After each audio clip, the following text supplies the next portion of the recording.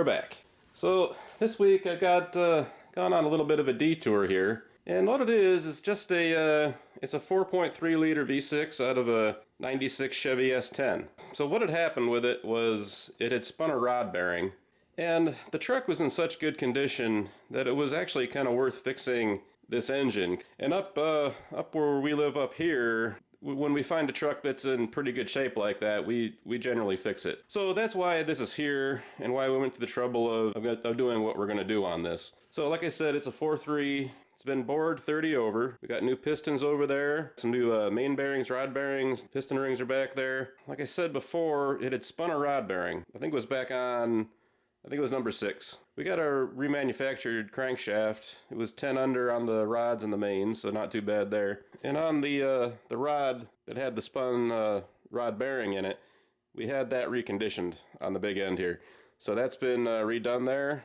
So not a real exciting build this time, but something that needs to be done. Yesterday I went outside and just thoroughly washed this thing down. And generally speaking, I like to do this when the weather's warmer, but it wasn't too bad out yesterday. And what I've got is a collection of brushes like this, and different sizes and everything, so I can get inside the oil passages and everything.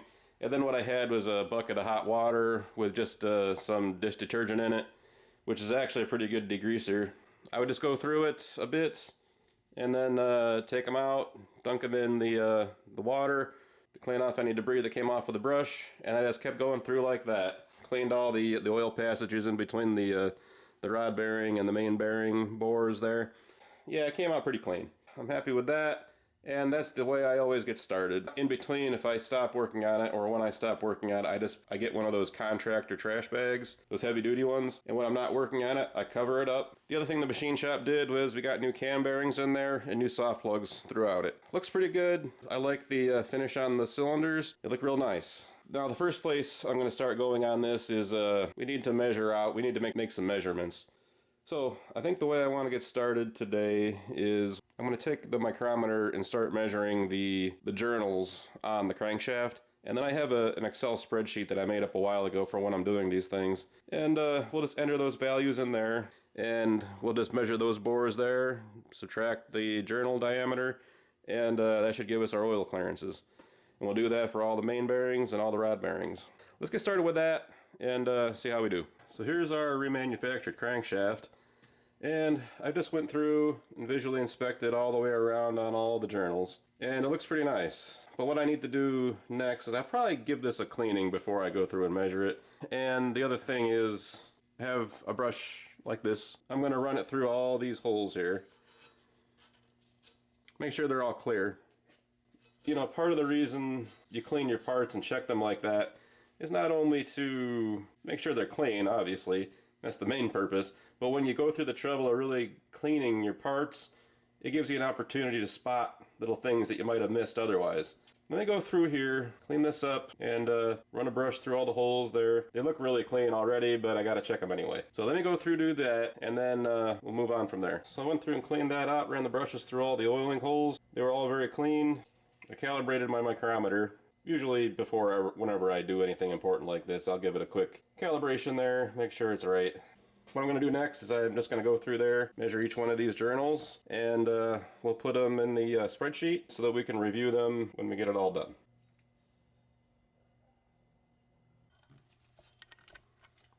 Okay, so now we got that done, let's move on to loading the bearings into their places, and we can start measuring the outer diameters on that. Okay, so now that I got all the journals measured on the crankshaft, what we need to know now is what the inner diameter of these, what the bearings are. And I'm just going to do an example on one so you can see how I'm going to do it. Torque that main cap to, well, my book said 77 foot-pounds, so that's what I torqued it to. And this is just an entry-level dial bore gauge, but I've used it for stuff around here a bit, and it seems to work all right. So let me go over to the bench and get this set up. Okay, I got that all adjusted there. So let's see what kind of a number we get here. We'll go through and do the other 4, and we'll enter it into the spreadsheet. And I'll do something very similar to this with the rods, and we'll check that out next. So anyway, we'll just measure them like before.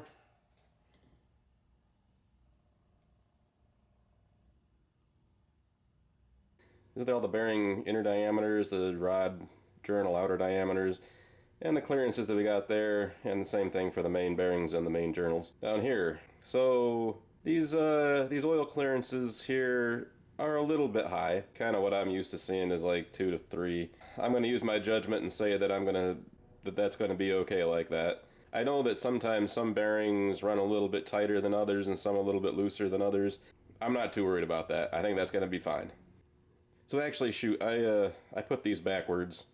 That's the rear one, all the way in the back, and this is the front one here. So that was just the way I entered them in there. And the next thing we're going to move on to is checking our piston to bore clearance. Let's see kind of where we're at here. I did hear a machinist one time say that you need to be careful, at least be careful with this. I'm not sure what that material is. Maybe it's Teflon or something there. Whatever that material is, you need to be a little bit careful with this. So just be, so I'm not gonna tighten down on it. I'm just gonna kind of loosely measure this here. So anyway, we're at 4030 on that. Let me go through and measure the other 5, and we can move on from there. Okay, so I got all the pistons measured up. Now it's time to see what our bore diameters are here. So I got the dial bore gauge all set up for 4030, and we'll see how we do here.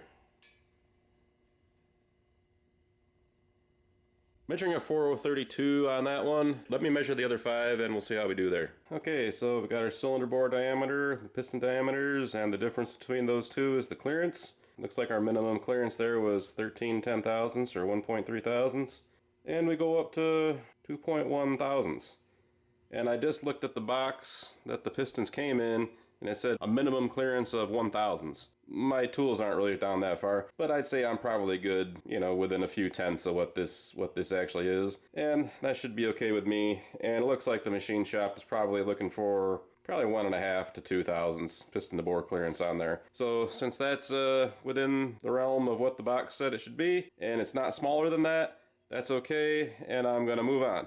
So the next thing we need to do is start fitting the piston rings, check the ring gap. Now it's time to start test fitting the rings into the bores so that we can check the piston ring gap, because that's actually a pretty important dimension there. What I'm going to do, and this is the way I've done it for a while, I lay out the rings like this, have a look at them. With the top ring and the second ring, I want to know if they need to be, if there's a direction for them, whether there's a top or a bottom. On this one, it looks like the top ring, it doesn't have a direction on it, and it doesn't have a chamfer on either sides of the inside, and it just it's kind of square.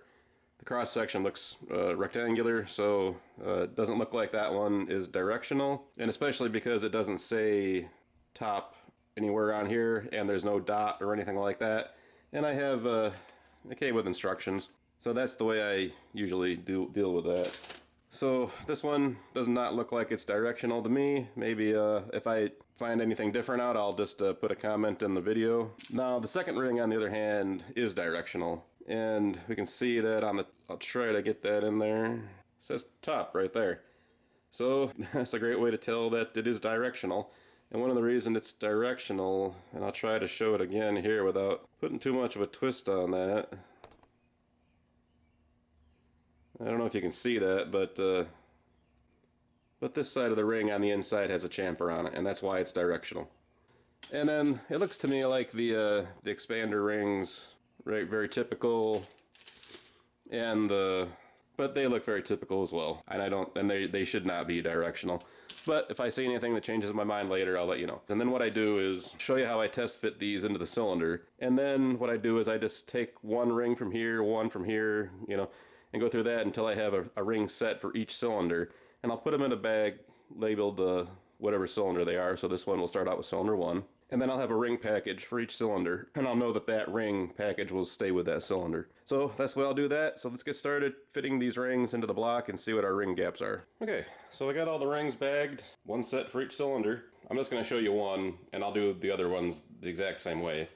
Okay, so start out with my top ring. And we'll put that into the cylinder here.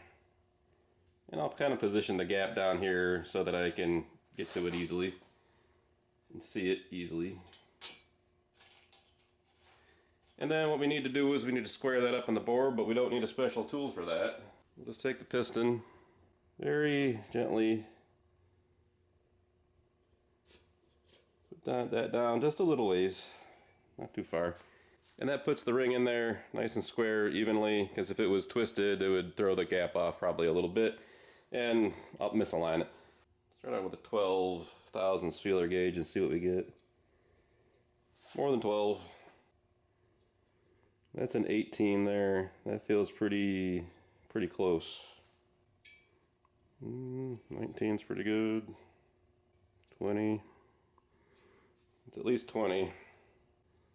Okay, I'm starting to feel drag there a little bit. 22. 22 gets stuck. That won't fit in there. I'm gonna go with about 21 thousandths on that. Seems about right. And I got the book over here, so let me have a look real quick at what the spec is on that. And my book says top ring is 10 to 20 thousandths. So we're just right there, very close to that, the top end of that. And it says a service limit of 35,000. So even though we're out a little bit on the top of that, it's only a thousandths. I'm not worried about it. That'll be fine. So let me go do the same thing with the rest of the rings for this cylinder, and then the ring packages for the other 5 cylinders. So here's our top ring gaps, our second ring gaps, and our oil ring gaps. And all but one of them, just that one, and it was only out by a tiny amount, which I am not worried about. They're all within that range for the specification on there. Those all look good to me. Probably the next thing I'll do is maybe have a look at the cam, see if I can't measure those bearings in there and get an idea of what those clearances are. I know a lot of people don't check that, but and it probably isn't really all that necessary, but I think I'll have a look at it anyway.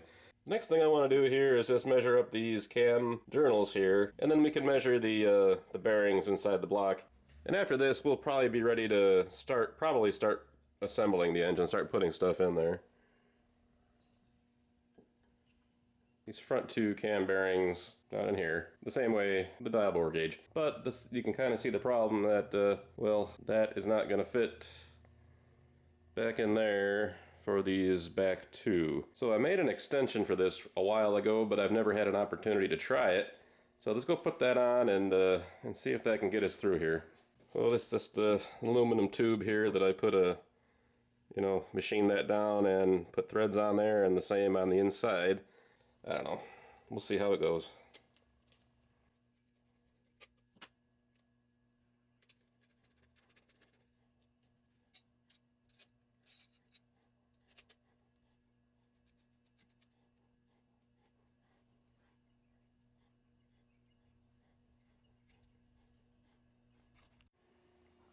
Alright, so that's what I came up with there. Let's see how it goes.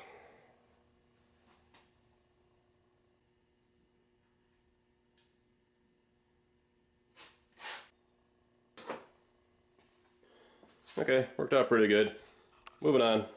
So here are the dimensions that we measured there. Looked like that extension I made worked pretty well. These are the cam bearing diameters, the journal diameters, and the clearance in between. So anyway, there it is. Some of these look a little bit on the high side, but I am not worried about that. If these were like way too low, then I'd be concerned about it and say we have to do something. But these, I think, are going to be just fine. So the only other thing I want to check is the clearance between the ring and the piston groove. I've never had a problem with that before, at least not with new parts, but it's something I want to check. I'm confident enough that that's going to go through that I'll just wait until assembly time, and I'll just check them at that point after I have the rings all installed on them. More than likely, that's going to be okay. So measurements are done. I guess I'm ready to start putting the parts into this engine.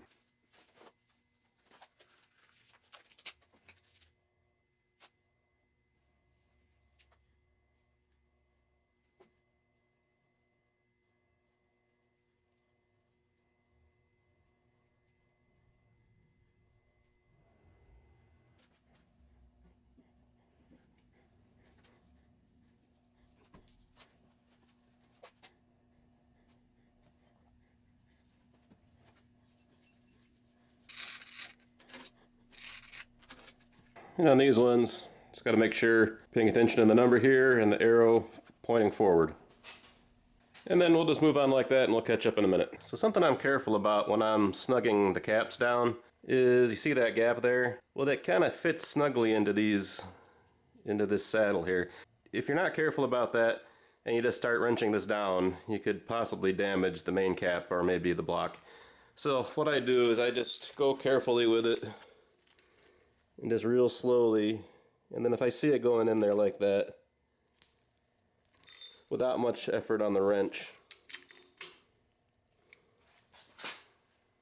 and it settles into place, then I'm good. I got all the bolts in, they're bottomed out on there, and they're basically just finger tight. And I've got all the caps bottomed out in their grooves there. One last thing, something I was taught to do a long time ago, is that on this one, you got a thrust bearing on here, and that thrust bearing controls how the crankshaft can move this way. Because it's two pieces, there's a top and a bottom piece, you kind of want to line them up a little bit. So what you can kind of do, and I think this time I'm just going to give it a little, I got a soft mallet there, I'll just give it a tap on the front. Alright, so that should be good. Now we can go move on to torquing those up. Got the bolts just snugged in there, and the crank seems to be turning quite nicely, nice and smooth. My book calls for 77 foot-pounds on that, but I'm not going to go straight to 77 on these, on the main cap bolts. I think I'll start at 25, then 50, and then we'll end it up at 77.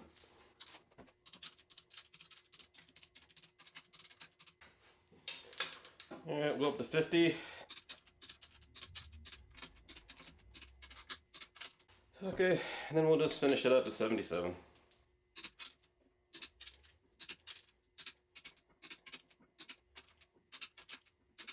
We got them all torqued in at 77. Crank still turns nice and smooth.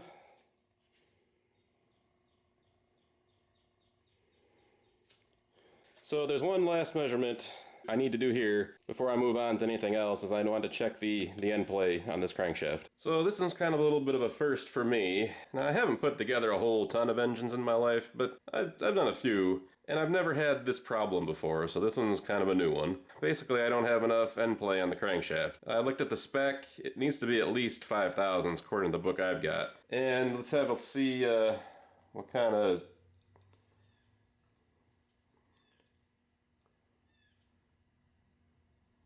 So that's trying to pry the crankshaft forward.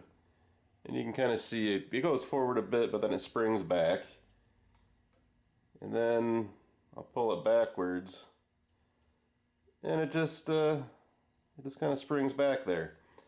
It's doing I've had the rear main cap on and off a few times, and I've just got it on there right now, but for the demonstration of this, the best I was able to do was maybe 1 to 2 thousandths of end play. So it's too low, and I tried the trick where I loosen the cap and give it a tap on that with a soft hammer, and not so good. It's not going so well. Anyway, the best I was able to see was at most it's around 2 thousandths. So that's not enough. So I have to do something about that, but I am running out of time for this week. So what we're gonna have to do is I have to take that crankshaft back out and do something about that bearing. But that'll be done in another video. So that's about all I got for you this week, and I'll see you next time.